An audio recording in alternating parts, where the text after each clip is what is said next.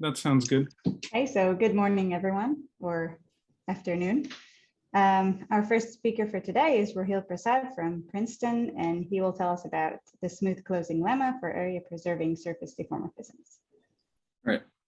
Hi, everybody. Thank you to the organizers for inviting me. So today I'm going to be talking about some joint work with Cristofaro-Gardiner and Zhang on the smooth closing lemma for area-preserving surface diffeomorphisms. So first I'll start off with the main question along with a bit of history. So we're going to fix a smooth closed oriented surface, sigma, with an area 4, which will normalize to have area 1. And we'll use this notation to denote the group of area-preserving diffeomorphisms of sigma. Now, the main question we'll talk about today is the following. So does a generic element of this group of area-preserving diffeomorphisms in some topology, which I'll be a little more specific about shortly, have a dense set of periodic points? And in terms of the history of the question itself, I think one source I was shown attributed it to Poincaré. I'm not actually sure about that, hence the question mark. And it was also asked in some fashion by Smale. And I think the connection to Smale, if I'm not mistaken, it arises from, kind of the beginnings of the subject, and in particular, the notion of what's called an axiom A diffeomorphism. So in the area-preserving case, a diffeomorphism is axiom A if it's hyperbolic, and it has this other property, if it has a dense set of periodic points. And then a series of papers by Smale and Rufus Bowen showed that these diffeomorphisms have axiom A diffeomorphisms have very rich properties. So it's almost natural to ask from this perspective if, a generic element of the group of area-preserving diffeomorphism shares some of these properties. I'm certainly not an expert, so I suppose I don't know how tractable asking if hyperbolicity globally holds generically, but maybe asking for a dense set of periodic points generically is more tractable. Excuse me, and the question was specific for surfaces or in any dimension? Right. That's a good question. So Smale's question, as I'll mention, is actually, a bit more general. It's not only for it's for any dimension, and you can also phrase it for non-area preserving diffeomorphisms. And for non-area preserving diffeomorphisms, they can have, they don't have Poincaré recurrence. They can have what are called wandering points. So instead, what you want is that to have a dense set of periodic points inside the non-wandering set. And I mentioned axiom A as well. So axiom A, you do the same thing. If it's not area preserving, you restrict your assumptions to the non-wandering set. So you assume it's hyperbolic on the non-wandering set, and it has a dense set of periodic points on the non-wandering set. Right. Anyways, so as for some history regarding answers to this question, so if you look for, so the answer is yes in the C0 topology. So this is, a nice exercise. I think it's very straightforward. If you don't restrict to area preserving perturbations, it's maybe a little trickier if you require area preserving perturbations. And so by yes in the C0 topology, what I mean is that you can C0 approximate an area preserving diffeomorphism by area preserving diffeomorphisms, which each have a dense set of periodic points. Now, as far as I know,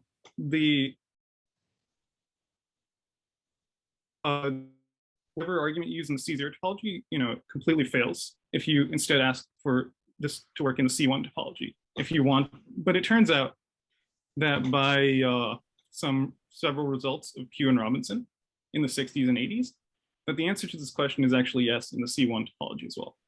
So you can actually approximate area preserving diffeomorphisms in the C1 topology by area preserving diffeomorphisms, which each have a dense set of periodic points. Now the question is largely open in higher regularity. And this is actually the subject of Smale's problem number 10 in his mathematical problems for the next century or something. I believe it's called something like that. And again, as Professor Polterovich pointed out, so you can actually phrase Smale's problem 10 in greater generality. But the main thrust of the question is, are there, generic density results like these in higher regularity? And so today I can tell you that the answer to the Smale problem number 10 is yes, for area preserving diffeomorphisms of closed surfaces. So you can see infinity approximate any smooth area preserving diffeomorphism by area preserving diffeomorphisms, which each have a dense set of periodic points. And this arises from a result proved by Dan Cristofaro-Gardiner, myself, and Pugh, Zhang, which is generally called a smooth closing lemma. And it follows from this result by some kind of bare categorical. So I've written the theorem in kind of formally here, and let's just break it down. So let's start with any fixed area preserving diffeomorphism phi. Then we can fix some open set U inside the surface sigma and some open neighborhood V of phi in the C infinity topology in the space of area preserving diffeomorphisms. Then what the theorem says is that there's some phi prime in this neighborhood V such that phi prime actually has a periodic point in U. So all this is saying is if I take some open set U in my surface sigma, I can, C infinity perturb my area preserving diffeomorphism a little bit to actually get a periodic point passing through this open set U. Okay, and of course there's been a lot of other work on this question, which I should certainly mention. So Asaoka and Iri, about 6 years ago, they established this theorem, this smooth closing lemma, in the case where the surface is equal to S2. And in fact, they established a closing lemma for Hamiltonian diffeomorphisms for any surface. Now, and then simultaneously to us, there's work by Oliver Ettmeyer and Michael Hutchings, where they established the theorem for sigma equal to the torus, so the smooth closing lemma for sigma equal to the torus. And I should also mention that they established the theorem for assuming some kind of condition called the U-cycle condition, which is a technical condition arising from periodic Floer homology. So to be more precise, the U-cycle condition is a condition on, on isotopy classes on Hamiltonian isotopy classes of area preserving diffeomorphisms. And they show for any diffeomorphism in an isotopy class that satisfies the U-cycle condition, that you can actually make a Hamiltonian perturbation to get a periodic orbit through any open set that you want. Now, then maybe about like 3 or 4 weeks later, using some computations in monopole Floer homology, Dan Cristofaro-Gardiner, myself, Dan Cristofaro-Gardiner, Dan Palmer-Leano, and Pugh Zhang showed that the U-cycle condition holds in higher genus. So in particular, it holds for enough Hamiltonian isotopy classes that Ettmeyer and Hutchings proof extends to an alternate proof of the smooth closing lemma. So does anybody have any questions about this brief rundown, I guess, of the literature? So you're saying this U-cycle condition holds for a generic area preserving diffeomorphism? Right. Yeah, to be more precise, I think, well, Michael and Oliver, we show it holds for any, we show it holds for any irrational isotopy class, I guess, in Michael and Oliver's term.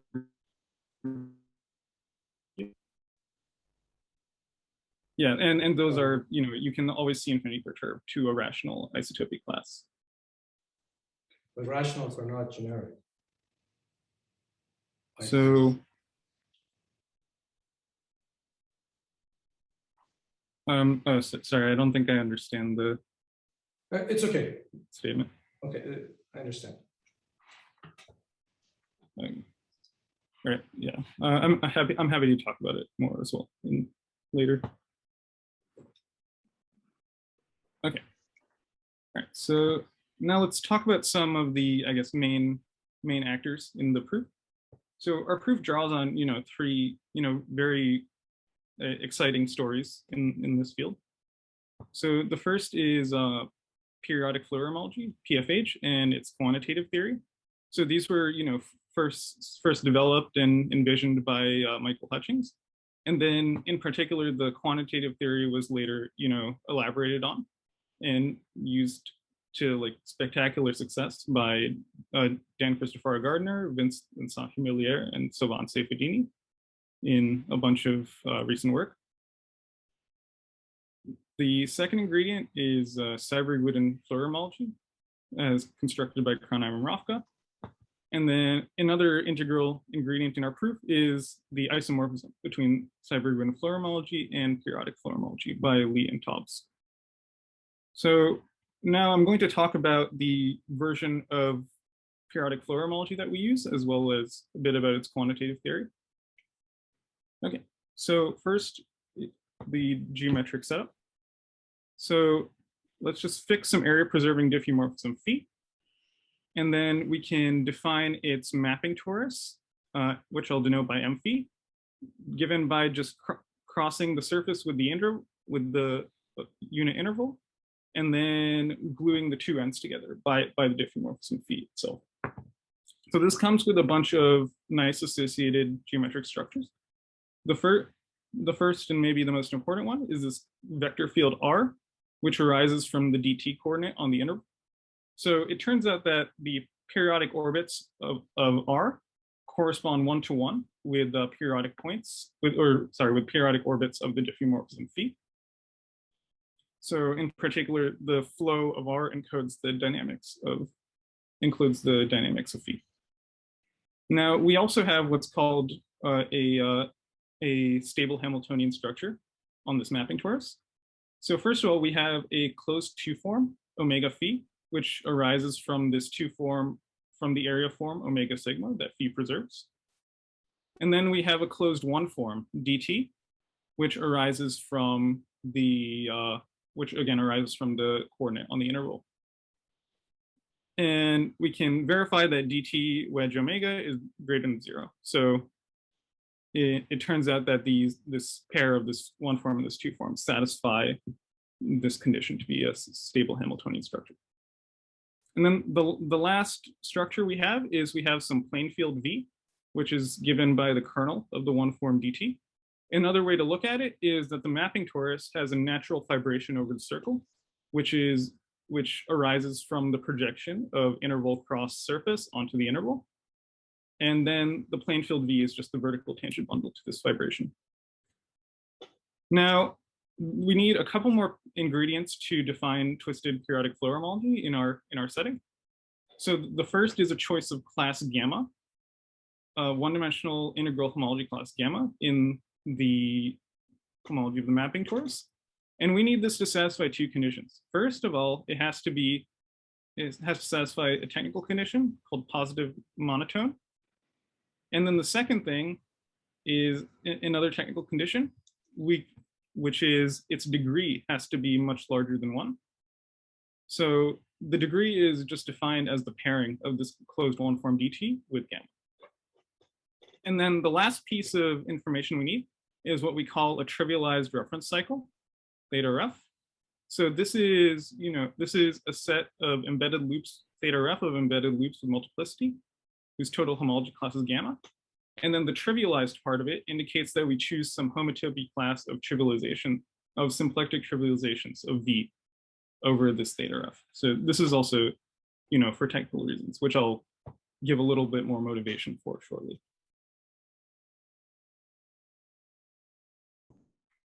So now that we have all this data in place, we have phi, we have gamma, and we have our reference cycle theta ref. We can define the twisted periodic Floer homology, which I'll use this notation for. And this is the homology of a certain chain complex, which takes in the three prior pieces of data I wrote down, along with a certain almost complex structure J on R cross M phi. So let's just give a quick description of the generators and differential of this chain complex. So the generators are pairs, theta, which are denoted by theta W, So theta is a set of periodic orbits of the vector field R with multiplicity, satisfying some additional compatibility conditions.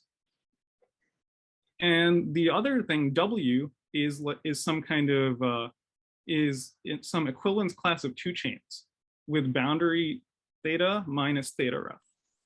And I think the closest analogy, although certainly not precise, is in perhaps Hamiltonian Floer homology, where sometimes instead of doing Morse theory on the loop space, you pass to a cover of the loop space.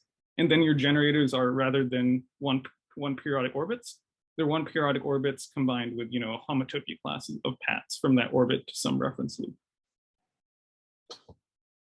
Okay, and so working in this twisted setting, so an observation of Michael Hutchings was that working in this twisted setting allows you to define some kind of quantitative theory for PFH.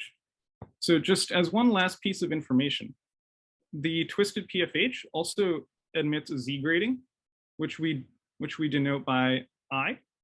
And this is the definition is somewhat technical, but in words, maybe for the experts, it's some kind of ECH index relative to the reference cycle.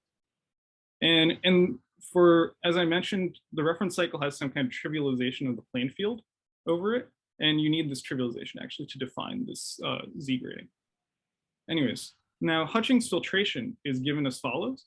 We can define the PFH action functional on generators, which, if you recall, are a pair theta W of an orbit set theta and a two chain W.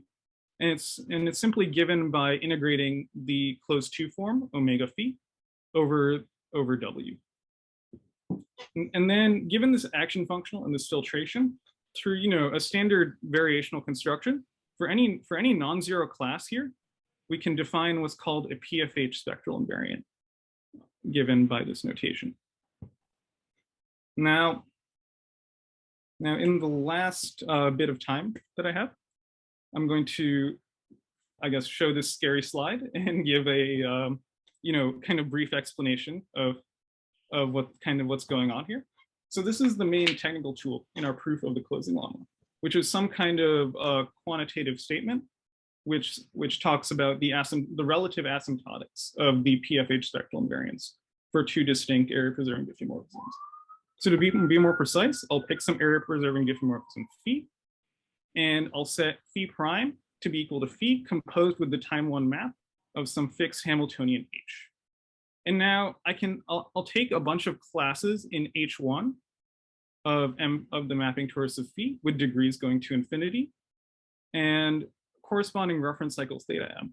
And then given the choice of Hamiltonian H, there's a natural way to push these forward onto phi prime. So what I've done is I now have data to define a bunch of sequences of PFH groups for both diffeomorphisms. And now if I fix any two sequences of non-zero classes, sigma m and sigma m prime, in these sequences of PFH groups, I have this complicated expression involving the resulting spectral invariants on the left. And the important thing here is that on the right, what I have is that they actually converge to some very simple expression, which is the integral of the Hamiltonian over the mapping torus of phi. And one thing to note is that the Hamiltonian, when it's supported, on a disk in the original surface, is that this is actually, a more well-known invariant called the Calabi invariant of this Hamiltonian. Okay, and so I don't really, unfortunately, I'm a little out of time to say too much about the proof of the closing lemma given the Weyl law. But what I will say are maybe three things. So the first is that given this Weyl law, we can actually adapt an idea of chi-area to prove the closing lemma. And there's kind of two more ingredients. So the first one is that this Weyl law only works for, not if you have enough non-zero classes. And we actually end up proving in our paper a general non-vanishing result for twisted PFH, which which allows us to actually show that this Weyl law is actually meaningful. So we actually have enough quantitative information. And then the second thing is that factors into it is a proof of a Hofer continuity result for the PFH spectral invariance. So this is not, very new. Our proof essentially it's the exact same as the proof given by Cristofaro-Gardiner and Seiberg-Witten in the S2 case. And there's just another extra term accounting for possible interaction with the reference cycle. Okay, so I think that's all I have for the 20 minutes today. Yeah, thank you all for listening.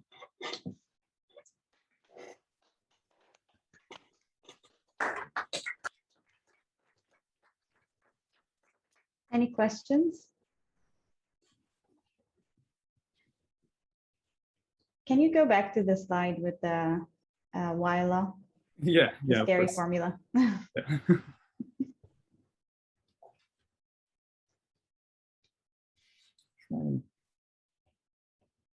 So can you say something like here about what's the non-vanishing you need to prove, like what rich structure you need exactly?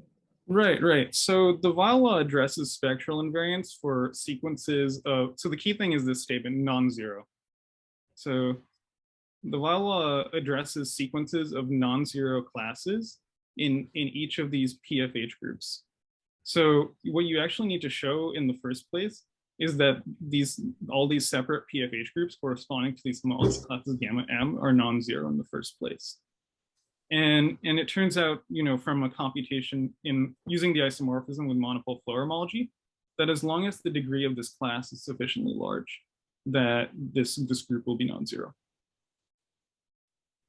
But do you need conditions on the diffeomorphism phi? Yeah. Thanks for catching that. So you want phi to be, so I kind of, as I kind of talked about earlier, you need phi to be what we call monotone, and I guess what Michael and Oliver call rational. So this implies that so the non-vanishing result comes from monopole Floer homology, and it turns out that there's a nice theory of, I guess, the monotone version of the monopole Floer homology. So if you look at, for example, the rotations of the torus, what guarantees monotonicity of phi? Can you state it in that sentence? Does it have to be So you rational rotation? So you want this two form. So you want this two form omega phi to be a real multiple of a rational class, I believe. Yeah, so I hope I'm not, switching rational and irrational somehow. Well, I guess irrational rotation of the torus doesn't have any periodic orbit. So in that case, all these Floer homology groups are zero. Is that right? Yeah, I think that should be what happens. I think the corresponding monopole Floer homology might as well. Although I don't recall. Okay. For the torus, for rotations of the torus, rational in the sense of Oliver in my paper is that we're monotone in the sense of the way you describe it is equivalent to the rotation being a rational rotation, and just like rotating by rational numbers. Sorry. Yeah. Rational is equivalent to rational rotation. Is that what you said, Yeah. Michael? Yeah. So the different uses of the word rational are equivalent. Mm-hmm. Yeah, I think in that case it's like Hamiltonian isotopic to a rational rotation. Right.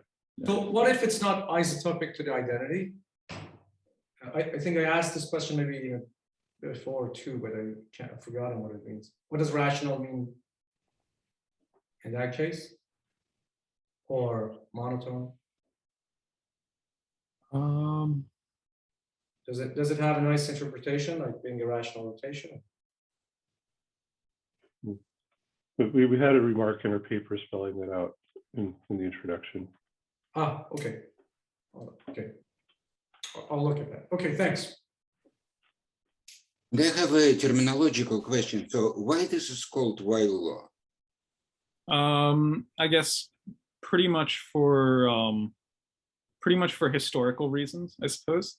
There's an asymptotic. Yeah, I think I tried to modulate this by saying a kind of Weyl law in here, but yeah, but there's, for example, there's an asymptotic result for ECH spectral invariants by Dan, Cristofaro-Gardiner, Michael, who's here, and Vinicius Ramos, which actually says that sequences of ECH spectral invariants with the gradient going to infinity recover the contact volume, which I guess the terminology of Weyl law is more appropriate there, given you're recovering some kind of volume. And I guess Michael and Oliver might have some interpretation of this in terms of volume of a symplectic cobordism, from what I recall. I'm not sure. So you're saying because the right-hand side is integral, so integral more or less some volume, and so then this is okay. Yeah. And the left-hand side is spectral invariance, so it's like an analog of spectrum. So this is inspired by the Weyl law for the Laplacian. Yeah, I think that's the originator of the terminology, from what I know. Well, initially, very often they were called also just volume property. Like in the initial paper of Michael and Dan and Vinny, it was called like the volume conjecture. Oh, okay. Yeah. I think it was called initially volume property, but it's also appropriate to call it a Weyl law, I guess, inspired by this, the Weyl law for the Laplace. And is there any chance to prove equidistribution for periodic orbits? So, yeah, this is certainly something I've thought about. I think it's probably a little different because what you recover, I think you need to come up with the right statement for equidistribution, because I think equidistribution with respect to the volume for, say, I don't know, a map on the sphere doesn't make much sense in this context, since this is, I mean the reason that equidistribution, the way I think of it is, the reason that equidistribution made sense for the contact case is that what you show in the contact case is that your ECH spectral invariants recover the contact volume. And another way to think about it is the ECH spectral invariants are given by actions of periodic orbits. In other words, integrals of the function 1 over these periodic orbits. And what the volume property / Weyl law says in this case is that you have some kind of convergence, some kind of weak convergence, like the integrals of 1 over these periodic orbits converge to the integral of 1 over the whole manifold. And then K-Aries equidistribution says that the same thing happens if you replace 1 with f, with some smooth function f. And so in other words, you have something like the periodic orbits, you have some sequence of periodic orbits converging as currents to the volume current, to the volume measure. But yeah, in this case, I think it's not clear maybe what the correct statement is, analogous statement.